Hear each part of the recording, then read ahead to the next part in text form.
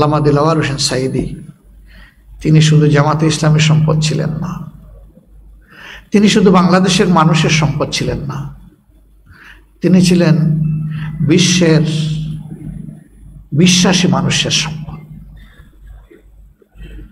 তার সাথে কি আচরণ করা হয়েছে আপনারা দেখেছেন। তার এই মামলার ব্যাপারে সঠিক কথাটা বলতে সাহস করে শুকরঞ্জন বালি এসেছিলেন, কিন্তু আইনজীবীর গাড়ির দরজা খুলে সেখান থেকে তাকে কিডন্যাপ করে নিয়ে যাওয়া হয়। এর আগে বাংলাদেশের আদালতে জীবনও কখনো এটা ঘটেনি।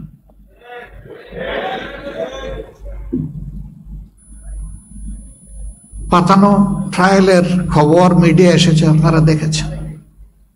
বিচারক বলছেন আপনি খাড়ায় যাবেন, আমি বসায় দিব, জনগণ বুঝবে আমাদের মাঝে কোনো বোঝাপড়া নাই।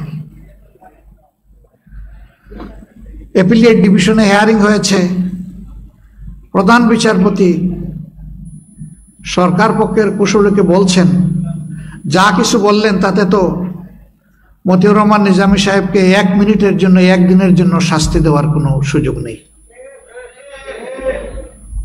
আমরা আশা করেছিলাম সত্য কথাটা খোলা কোর্টে বলার পরে অন্তত তার কথার মর্যাদা তিনি রাখবেন, কিন্তু না, ওই যে আগে ছক্কাটা বিদেশ থেকে সাপ্লাই দেওয়া রায়ের ভিত্তিতে ঠিক একই পরিণতির দিকে তাকেও ঠেলে দেওয়া হলো। আমরা মাবুদের শুকরিয়া আদায় করি, আমাদের নেতৃবৃন্দের উপরে এই জুলুম করা হয়েছে। বহু কায়দা কানুনে তাদের মুখ থেকে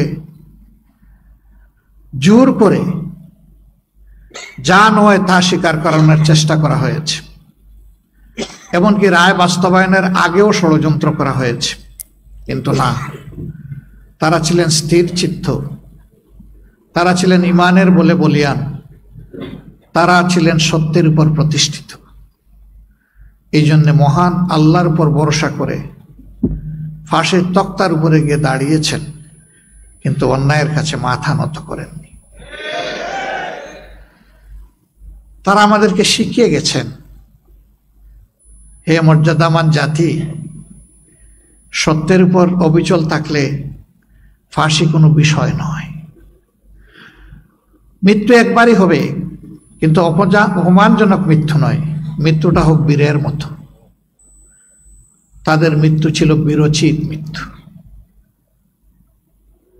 আল্লাহ তাআলা তাদের সমস্ত জীবনের সমস্ত নেক খেদমতকে কবুল করে বারাকা দিয়ে পরিপূর্ণ করে দিন। আমরা অনুপ্রাণিত হই তাদের শেষ সময়টুকু যাই জাতিকে দিয়ে গিয়েছেন তার থেকে। সম্মানিত ভাইয়েরা, এই মামলা পরিচালনা করতে গিয়ে ইন্টারন্যাশনাল কাস্টমারি যে ল আছে তাও ফলো করা হয়নি, আবার ডোমেস্টিক কাস্টমারি যে ল আছে এটাও ফলো করা হয়নি। সাক্ষ্য আইনকে বেমালুম দলিত মতিত করা হয়েছে। আমাদের দেশে এভিডেন্স ল যেটা আছে এটা মোটেই ফলো করা হয়নি। সেদিন সংবিধান কোনো বিষয়ই ছিল না, আইন কোনো বিষয়ই ছিল না। যাদের ইশারায় তারা এই কোর্ট পরিচালনা করতেন তাদের ইচ্ছেই ছিল আইন, সেটা বৈধ হোক অথবা অবৈধ হোক।